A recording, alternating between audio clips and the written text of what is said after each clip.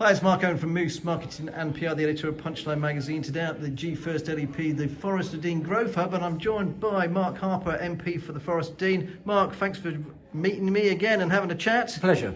Now, what do you think? I think it's fantastic. I've seen one of the earlier growth hubs in another part of my constituency or area that's covered by in Tewkesbury.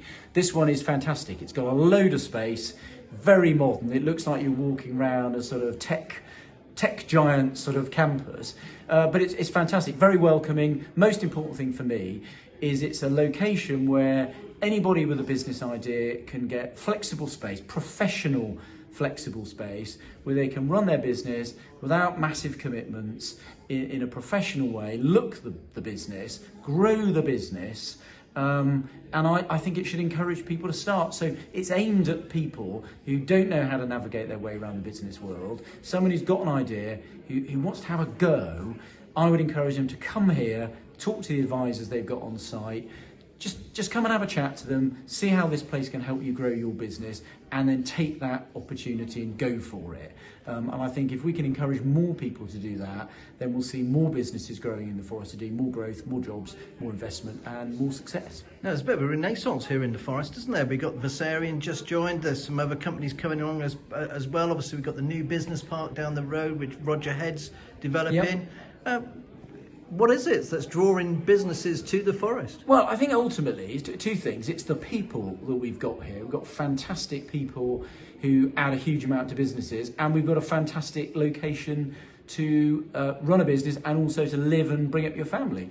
And one of the fantastic bits about my job is I get to go to visit lots of companies, small and medium enterprises often, so they're not household names. People won't have heard of them, and obviously they're business to business businesses often, so they don't sell directly to consumers. But you go talk to them, you go to talk to the people that run them, the people that work in them. Some really fantastic people at the top of their game, cutting edge of technology, and they generate great jobs, great opportunities for people locally, and I think if more people knew about them, we'd have more people starting up businesses here in the Forest, and that's exactly the sort of thing this growth hub's supposed to help with. Now, one of the big things that we're all worried about in business is G1st LEP, is the government's pay review or spending review coming up in October.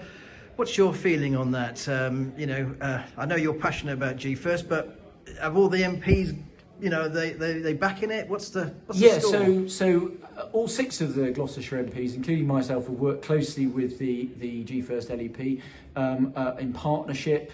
We've done our bit, they've done their bit to get investment and support from the government into Gloucestershire. So all six of us have banded together, and we've said to government quite clearly that we want the LEP to continue. We think it adds value to our county and to help business and enterprise. So I hope that's the conclusion that the government will reach. Now, we had the PM speech, only a few days ago.